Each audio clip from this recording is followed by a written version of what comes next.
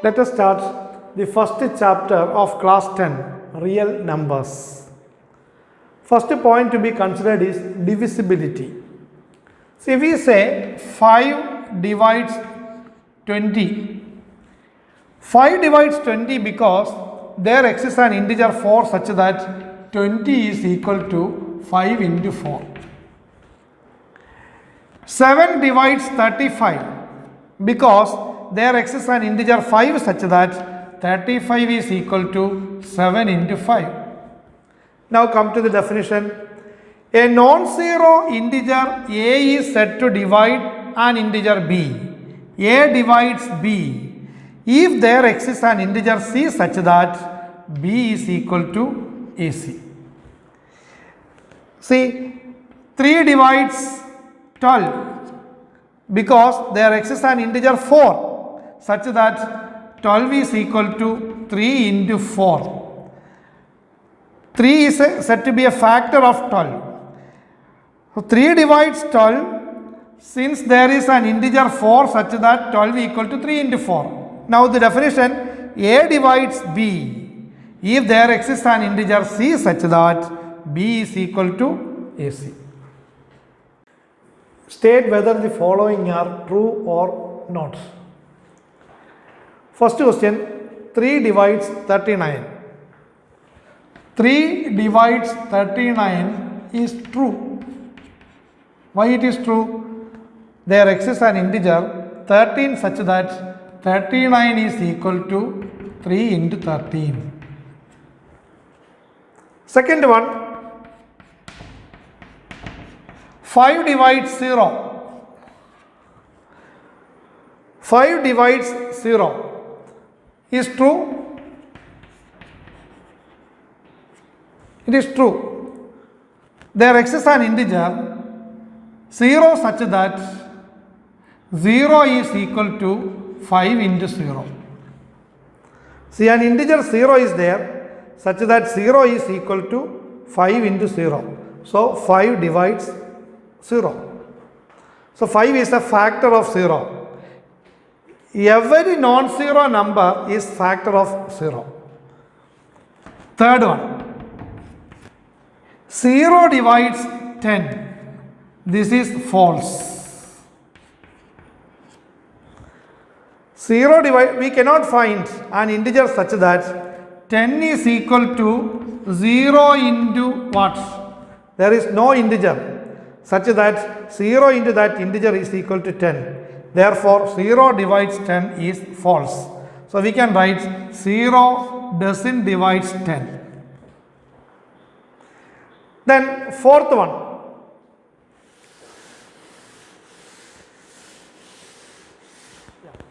Fourth one, 1 divides minus 1, that is true. Because there exists an integer such that minus 1 is equal to 1 into minus 1. There exists an integer minus 1 such that minus 1 equal to 1 into minus 1. Question number 5. Minus 8 divides minus 40. That is true. Because there exists an integer 5 such that minus 40 is equal to minus 8 into 5. Question number 6. 5 divides 13 is false, is not true. This is not true. Why? Because you cannot find an integer such that 13 is equal to 5 into that integer. You cannot find an integer. 5 into that integer is equal to 13. So 5 divides 13 is not true. So you can write 5 does not divide 13 in this way. Then finally, minus 3 divides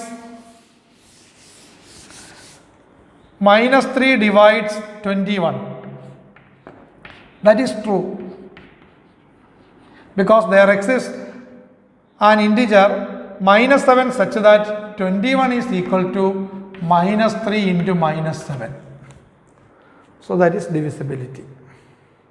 Properties of divisibility. Plus or minus 1 divides every integer. That is plus or minus 1 divides a, where a is any integer. So we know that 1 is a factor of a, minus 1 is also a factor of a. That's all. 0 is divisible by every non-zero integer. 0 is divisible by 7. 7 divides 0. 8 divides 0. Negative 8 divides 0. So 0 is divisible by every non-zero integer. 0 divided by 0 is not defined. 0 does not divide any integer. See, 7 by 0 is not defined. So 0 does not divide any integer means any integer divided by 0 is not defined.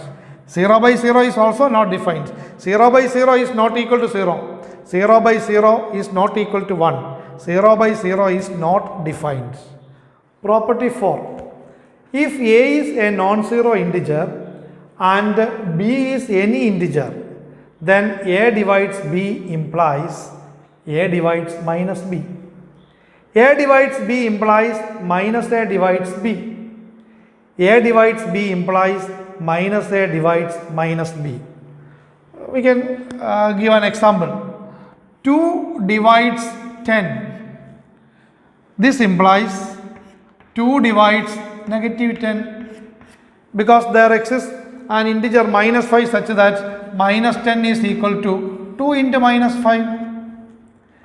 Then 2 divides 10 implies minus 2 divides 10 because there exists an integer minus 5 such that 10 is equal to minus 2 into minus 5. Then 2 divides 10 implies minus 2 divides minus 10. There exists an integer 5 such that minus 10 is equal to minus 2 into 5. So that is the illustration for this property. Fifth property. If a and b are non-zero integers, then a divides b and b divides a implies a equal to plus or minus b. A divides b means a is a factor of b. At the same time, b is a factor of a. Both happens only when a equal to plus or minus b. See, we know that 5 divides minus 5 and minus 5 divides plus 5. A divides b, b divides a. So this implies 5 is equal to minus of minus 5. The a is equal to minus b.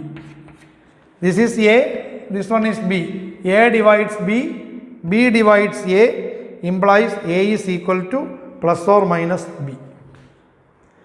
So if a is a factor of b and b is a factor of a, then a equal to plus or minus b. If a is a non-zero integer and b comma c are any two integers, then a divides b and a divides c implies a divides sum of b and c, a divides difference b minus c, a divides product bc, and a divides any multiple of b. See illustration. 3 divides 9 and 3 divides 15. 3 divides 9 plus 15 is equal to 24. 3 divides 15 minus 9 is equal to 6, or 3 divides 9 minus 15, that is equal to minus 6. So if a divides b and a divides c, then a divides their sum b plus c. If a divides b and a divides c, a divides b minus c, a divides c minus b also. Then a divides product b and c. See here 3 divides 9, 3 divides 15. We know that 3 divides 9 into 15. If a divides b, then a divides any multiple of b, that is this one.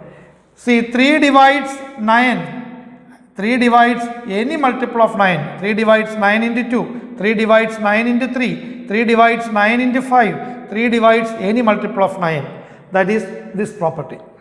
Seventh property, if A and C are non-zero integers and B comma D are any two integers, then A divides B and C divides D implies AC divides BD.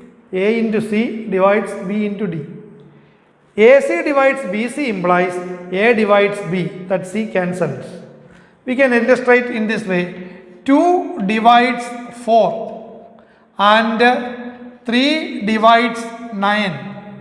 Then 2 into 3, 6 divides 4 into 9. 4 into 9, 36. We know that 6 divides 36 because 36 equal to 6 into 6. That is that property. Then next, AC divides BC. 7 into 5 divides 14 into 5.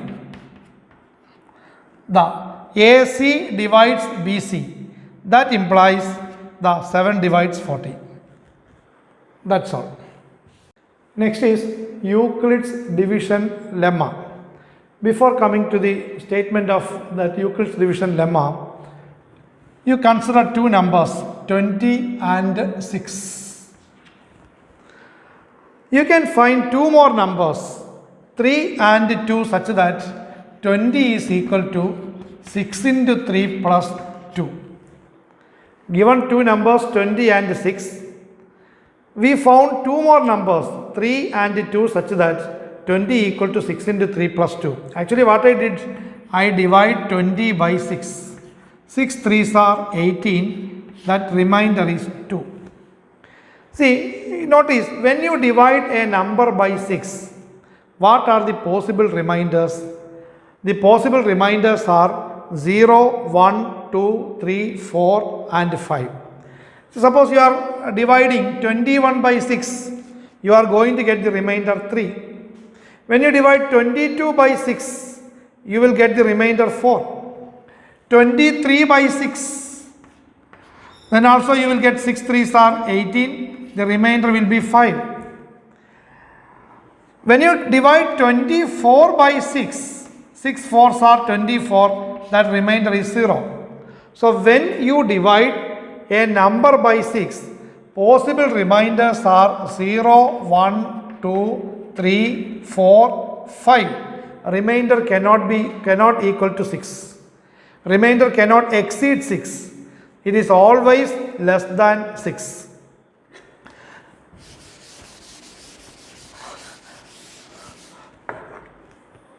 Now see what is Euclid's division lemma. Let A and B be any two positive integers. See in the place 20 and 6. A and B, any two positive integers. A equal to 20, B equal to 6. There exist unique integers Q and R. Here the integers are 3 and 2, such that 20 is equal to A is equal to BQ plus R. 20 equal to 6 into 3 plus, here R is 2, and that remainder is in between 0 and the divisor. When you divide 20, this 20 is dividend, 6 is the divisor, 3 quotient, and the remainder is equal to 2. Remainder is always less than divisor. It can be equal to 0 when the number is a multiple of divisor. When you divide 24 by 6, what is the remainder? Remainder is equal to 0. So you get remainder 0 when the number is a multiple of divisor. So here we are dividing by 20, we are dividing 20 by 6, remainder is 2. Always this remainder is less than divisor. That is what written here, that R is strictly less than the divisor. R can be equal to 0. R equal to 0. When R equal to 0? When A is the multiple of B.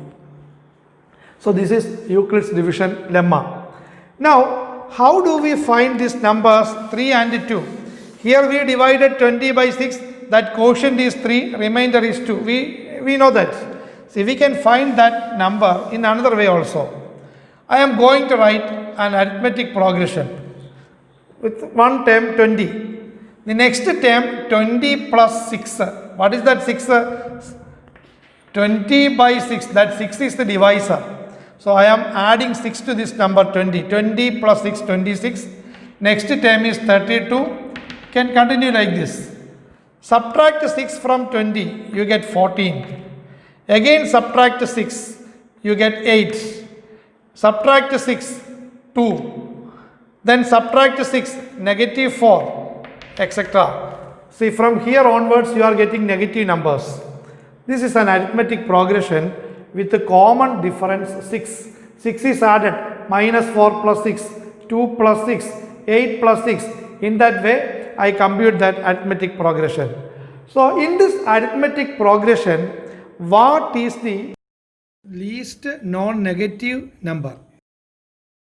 In this sequence, you can see this is the least non-negative number. And actually, how do we get this? This term is 20. This is 20 plus 1 into 6. That is this 26. See, that 26 is 20 plus 1 into 6.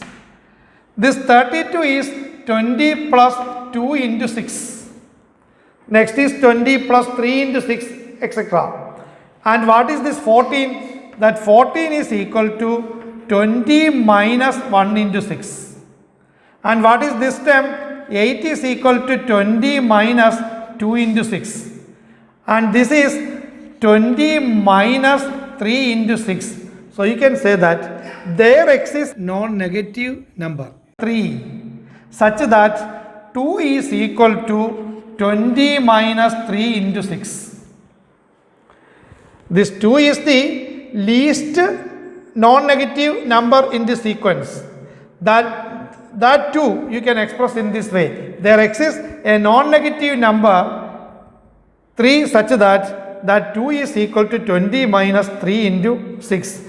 Then what we get? See, from this you get 20 is equal to 3 into 6 plus 2. That is what Euclid's division lemma. Now we can come to the proof for Euclid's division lemma. Proof of Euclid's division lemma. See, consider the following arithmetic progression: a minus 3b, a minus 2b, a minus b, a plus b, a plus 2b, etc. The given numbers are a and b. See, a is a term of the AP. Next term is a plus b. B is the common difference. So it is an arithmetic progression with a common difference b. You can see that this a plus b, a plus 2b, etc. all are positive terms. When we consider a minus b, a minus 2b, a minus 3b, etc., we can see that after some terms we are going to get negative terms. So let R be the least non-negative term of this AP. Let R be the smallest non-negative term of this AP. Then there exists non-negative Q such that A minus QB is equal to R. That implies A is equal to QB plus R. And since R is the least non-negative integer satisfying this result, that R is in between 0 and B. R can be equal to 0, but R is strictly less than B. So that is the proof for Euclid's division lemma. Now we want to prove one more thing: the uniqueness of Q and R. We cannot find different value for Q and different value for R. That also we have to prove. So the next part is the uniqueness of Q and R.